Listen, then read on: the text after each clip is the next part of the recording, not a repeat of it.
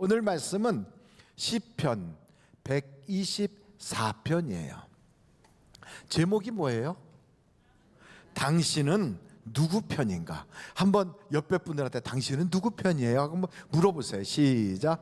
당신은 누구 편이에요? 이렇게 물어볼 때 우리는 이렇게 대답합니다. 나는 하나님 편이에요. 이렇게 말해야 그게 정상이죠. 한번 여쭤보세요. 당신은 누구 편이에요? 예, 나는 하나님 편이에요. 옛날 그 꼬마들이 이런 그 게임을 해요. 당신은 누구십니까? 그러면 나는 아무개. 그러면 그 이름이 아름답도다. 이런 게임도 있어요. 근데 우리는 누구 편이냐고 물을 때 나는 하나님 편이다. 이렇게 말을 할 수 있는 사람이 되어야 할 것입니다. 여러분, 미국의 남북 전쟁 당시에 북군이 계속 치고 남군이 계속 이겼대요. 그러다가 어떤 날 남군이 지고 북군이 이겼어요. 야, 이제 드디어 하나님이 우리 편에 들었구나. 그래가지고 아브라함 링컨 대통령한테 가서 대통령님, 드디어 하나님이 북군 편에 서신 것 같아요. 그러니까 아브라함 링컨이 그랬대잖아요. 아이고, 그렇게 말씀하시면 안 되죠. 하나님이 우리 편에 있는 게 아니라 우리가 하나님 편에 설 수 있도록 그렇게 해야 됩니다. 이렇게 말을 했다는 거예요. 여러분은 과연 하나님 편에 서 계십니까? 그 하나님 편에 서 계시다면 우리가 결정하는 것이 하나님이 원하시는 쪽을 결정해야 돼요. 쉽게 말하면 이사할 때 어떤 사람은 점 보고 이사하고, 또 어떤 사람은 손 있는 날 손 없는 날 따져가며 이사하고, 그러면 보나마나 그 사람은 하나님 편에 있는 게 아니겠죠. 근데 어떤 사람은 이사하기 전에도 하나님, 좋은 집 신앙생활하기 좋은 곳을 우리에게 허락해 주세요 하고 기도하고 이사하고 나면 또 목사님 모시고 예배 드리고 교패 딱 붙이고, 그러면 그의 삶이 하나님 편에 서 있는 것 같이 그렇게 되는 거죠. 근데 문제는 겉보기보다는 속이 더 중요해요. 속이. 여러분, 사업하는 사람들도 그래요. 연초가 되면 어떤 사람은 고사 지낸다고 그러고, 또 어떤 회사는 임원들 다 모이게 해서 회장님부터 시작하여 다 같이 고사 지내는, 그래서 돼지 머리 놓고 거기다가 절하고 돈 갖다 꽂아 놓고, 또 어떤 사람 돌돌돌 말아서 돼지 콧구멍에다 푹 집어넣고, 웃기지도 않지요. 그렇게 하면 돼지가 너무 기가 막혀서 웃어. 죽일 땐 언제고 나한테 복 달라고 하냐 이러면서 하도 어이가 없어서 웃는다고. 그래서 여러분, 웃는 돼지는 좀 비싸다고 그러더라고요. 그래갖고 일부러 돼지 잡아가지고 얼굴을 막 마사지해서 웃는 것처럼 입꼬리를 올리고 막 그렇게도 한대요. 얼마나 사람이 유치해요. 그 어떤 직장은 이런 직장도 있대요. 사주가 사원을 모집할 때 가서 면접하는 그 면접관 속에 거기에 관상을 보는 사람 하나를 앉히는 거예요. 그래서 관상을 보고 있다는 거예요. 여러분, 그런 회사도 있다고 하더라고요. 근데 오늘 이 성경에 보니까 시편 124편에는 다윗과 압살롬이 전쟁하는 바로 그 시대를 배경으로 하고 있어요. 그러니까 압살롬이라고 하는 사람이 시대의 수많은 여론이 그에게로 막 모여지니까 새가 막 급속도로 성장을 한 거예요. 그래서 사람들이 다 그쪽 편에 가서 줄을 서는 거죠. 그런데 결국은 줄 잘못 서가지고 때로 죽음 당하고 어려움 당하고 참 많은 그러한 문제들이 있었다고. 그래서 여러분, 세상 말도 그런 말 있잖아요. 줄 잘 서라고. 그래서 여러분, 저는 여러분이 하나님 쪽에 줄을 잘 설 수 있기를 간절히 바랍니다. 하나님께 줄 잘 서는 사람을 우리는 전에 그랬어요. 당신이 붙잡은 그 동아줄이 썩은 동아줄입니까? 금 동아줄입니까? 하고 물어봤다고요. 그때 우리는 금 동아줄이요. 근데 그 동아줄 끝에 누가 잡고 있습니까? 돈이 잡고 있어요? 아니면 세상의 권력이 잡고 있어요? 아니면 이 세상의 것이 잡고 있어요? 그렇다면 그것은 썩은 동아줄이에요. 왜냐하면 이 세상 것은 다 썩을 것이니까. 그러나 그 끝에 하나님이 붙잡고 있다면 맞아요. 그 동아줄은 썩지 않은 금동아줄이 맞아요. 그랬다고요. 여러분, 우리도 마찬가지예요. 이 세상을 살면서 하나님 편에 속해야 인생이 복을 받게 되어 있다고요. 그런데 그 하나님 편에 속한 사람들이 과연 맞나 하고 보면 결혼할 때 배우자를 어떻게 구하는가 보면 알 수가 있어요. 여러분, 배우자의 조건을 고를 때, 야, 그 사람 말이야, 인물이 참 좋아. 그리고 뭐니 해도 돈이 많아. 강남에 땅이 몇 평이고 그 부모가 뭐 어떻고 전부 다 이야기하는 거 보면 하나님 쪽에 있는 게 하나도 없고요, 다 세상적인 얘기만 해요. 그럼 그 사람은 지금 무엇을 택하고 어디에 기준을 가지고 사냐면 세상의 기준을 가지고 사는 사람이에요. 여러분, 배우자를 고를 때 혹은 며느리나 사위 고를 때 보면 다 표시나요. 또 명절 되면 그 집안이 그 명절에 어떤 모임을 갖느냐, 예배 모임을 갖느냐, 아니면 제사 모임을 갖느냐, 뭐 이런 것 가지고도 우리가 알 수 있어요. 물론 여러분, 우리 믿는 사람은 가족들끼리 신앙으로 싸우면 안 돼요. 절대로 다투면 안 돼요. 어떤 집은 제사를 지낸다고 이렇게 해놨는데도 그 가족들 중에는 안 믿는 사람도 있지만 믿는 사람도 있다고요. 그 안 믿는 사람들은 다 제사 지내는데 믿는 사람들은 뒤에서 나는 그런 집에 안 가, 나는 명절에 안 갈 거야, 이러고 아예 안 가는 사람들도 혹 있다면 그건 잘못이죠. 가서 부침개라도 부치고 그리고 가족들끼리 화목하게 지내고 그러면서 절하는 그 자리가 되면 한쪽에서 기도해야죠. 아버지, 우리 온 가족이 이렇게 지금 귀신 숭배하느라고 절하고 있어요.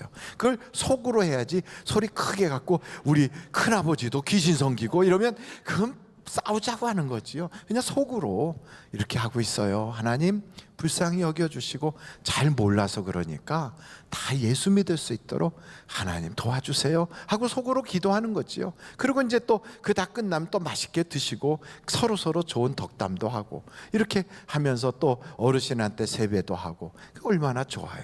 또 장례식 때도 마찬가지예요. 그거 놓고 막 거기다가 여기다가 왜 이런 걸 차렸느냐 그러고 막 싸우고 그러지 말고 거기서 가족들이 이거 차리자 그러면 뭐 그렇게 하라고.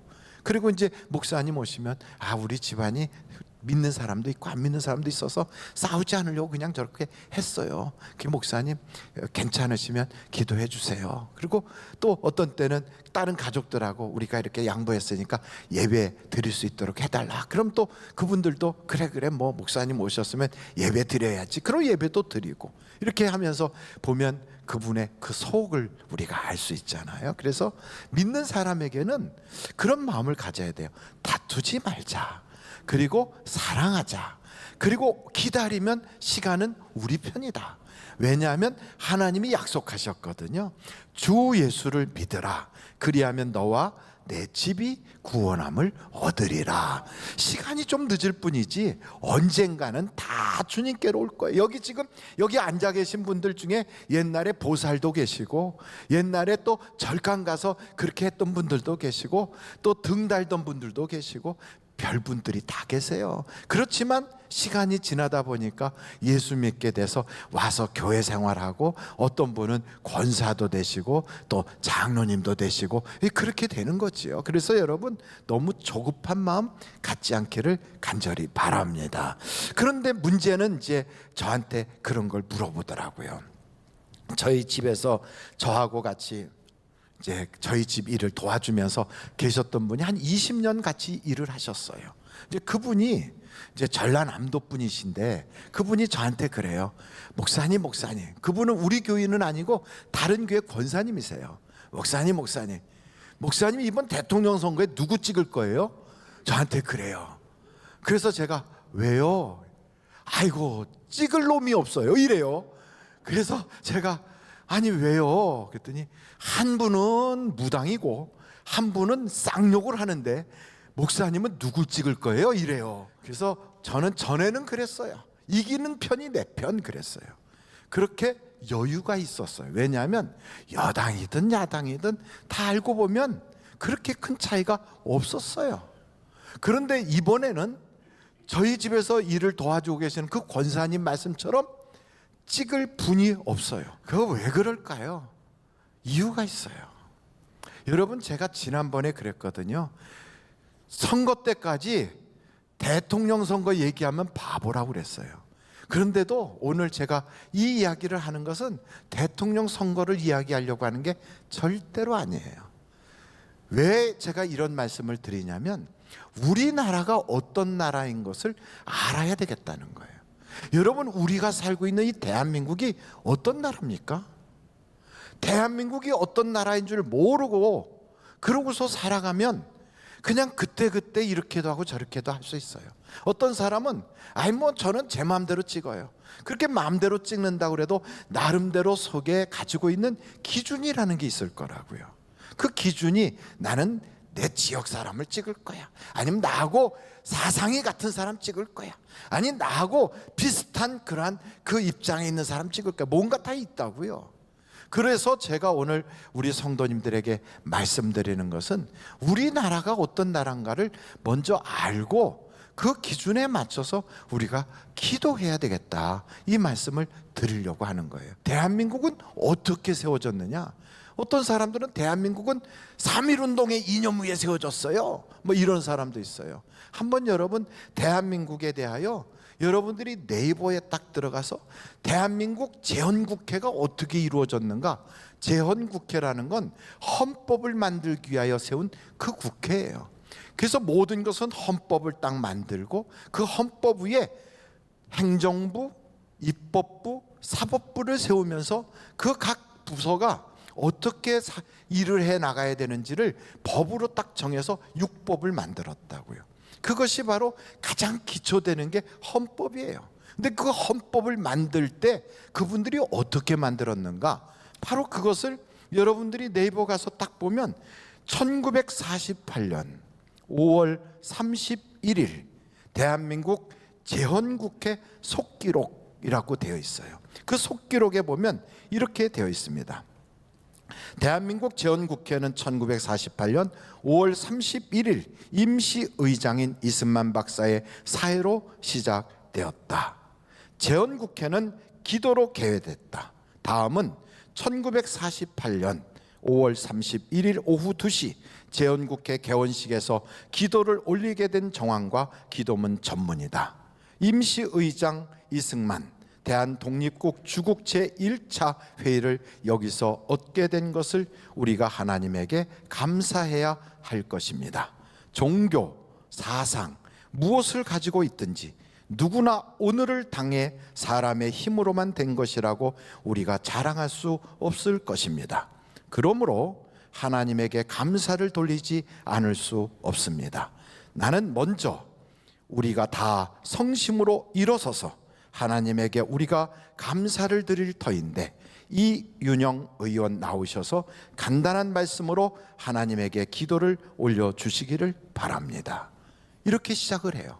이게 바로 헌법을 만들기 위하여 모집된 재헌국회의원들이 시작하는 거예요. 여러분, 우리나라의 헌법은 기도로 만들어졌어요. 그리고 그 기도로 만들어질 때 뭐라고 기도했냐면 이 우주와 만물을 창조하시고 인간의 역사를 섭리하시는 하나님이시여, 이 민족을 돌아보시고 이 땅에 축복하셔서 감사에 넘치는 오늘이 있게 하심을 주님께 저희들은 성심으로 감사하나이다. 이 민족의 고통과 호소를 들으시사 정의의 칼을 빼서 일제의 폭력을 굽히시사 민족의 염원을 들으심으로 하나님의 섭리가 세계 만방에 정시하신 것으로 저희들은 믿나이다. 남북이 둘로 갈리어진 이 민족의 어두운 고통과 수치를 신원하여 주시고 우리 민족, 우리 동포가 손을 잡고 같이 웃고 노래를 부르는 날이 우리 앞에 속히 오기를 기도하나이다. 이 땅의 악마의 권세가 확대되고 있으나 하나님의 거룩하신 영광은 이 땅에 오지 않을 수밖에 없는 줄로 저희들은 생각하나이다. 조선 독립과 함께 남북 통일을 이루어 주옵시고 또한 우리 민생의 희락과 아울러 세계 평화를 허락하여 주시옵소서. 지와 인과 용과 모든 덕의 근원이 되시는 하나님 앞에 우리의 완전 자주 독립이 이 땅에 오며 자손 만대에 빛나고 푸르른 역사를 저희들이 정하는 이 사업을 완전하게 하여 주시옵소서. 양심의 정의와 위신을 가지고 이 업무를 완성하게 도와주시옵기를 기도하나이다. 역사의 첫걸음을 걷는 오늘, 우리의 환희와 우리의 감격이 넘치는 이 민족적 기쁨을 다 하나님에게 영광과 감사를 올리나이다. 이 모든 말씀을 주 예수 그리스도의 이름을 받들어 기도하나이다. 아멘. 여러분, 역사라는 건 내가 그 자리에 없었어도 그 역사를 통하여 이루어진 모든 것을 누리고 있는 민족 구성원들이 다 같이 그 현장에 있었다고 믿고 그것을 우리의 기본으로 삼는 거예요. 그러므로 대한민국은 어디에 세워진 나라냐면 하나님을 믿는 믿음 위에 세워진 거예요. 이것을 여러분, 우리가 믿든 안 믿든 그건 사실이에요. 그것은 역사라고요. 그리고 그것은 기록으로 국회 도서관에도 남아있고 대한민국 역사의 속기록에 그냥 남아있어요. 그래서 여러분, 이 믿음을 떠나고 우리가 이 신앙이 뒤집어지면 대한민국이라고 하는 이 나라는 뒤집어지게 돼 있는 거예요. 대한민국의 기초가 어디에 있느냐를 모르고 왔다 갔다 한다면 이건 크리스찬으로서 더욱더 부끄러운 일이죠. 그러므로 여러분, 우리가 지금 철저히 알아야 될 것은 한국교회가 잘못했구나. 한국에 있는 교회 목사들과 모든 종교 지도자들과 그리고 교회 다니고 있는 우리들이 빛이 되지 못하고 소금이 되지 못하니까 그 당시에는 5% 정도밖에 되지 않는 크리스찬들이 여러분 95%에게 영향을 끼치면서 대한민국을 하나님의 믿음 위에 세우겠다고 그렇게 세웠어요. 그래서 민족의 지도자인 김구, 이승만, 조만식, 이상재 이런 등등의 수많은 애국지사가 다 크리스찬들이었어요. 그래서 여러분, 김구 같은 민족의 지도자는 아예 그의 그 사무실에다가 다 글을 써놨잖아요. 하나님이 우리를 위하시는데 누가 우리를 대적하리요? 이렇게 로마서의 말씀을 딱 적어놓고, 그는 원래 보살이었고 중이었어요. 그런데 20대에 하나님을 믿고 신앙을 완전히 개종하고 이제는 하나님을 의지하여 애국지사가 되어 나라를 건지겠다고 그렇게 나간 거예요. 우리나라의 대부분의 사람들이 다 그래요. 이승만도 20대 감옥에 살다가 그 감옥에서 하나님을 영접하고 사형수였던 그가 이제는 나중에 석방되어 이 나라의 민족의 지도자가 됐어요. 조만식 선생님도 똑같아요. 신사참배를 강요하고 있는 이 땅에서 하나님께 기도하면서 일제가 망하기를 그렇게 기도해 왔다고요. 이상재 선생도 YMCA를 세울 때 그의 나이가 56세인가 그렇게 나이가 많은데도 이승만이라고 하는 사람이 가서 그를 복음화시키고 서재필이 예수를 믿게 되고, 여러분 우리나라의 모든 애국지사들을 보십시오. 학교를 세운 학교들의 설립자들을 보십시오. 다 어디에 세워졌느냐? 하나님을 섬기는 믿음 위에 세워졌다고요. 믿음 위에. 아멘이십니까?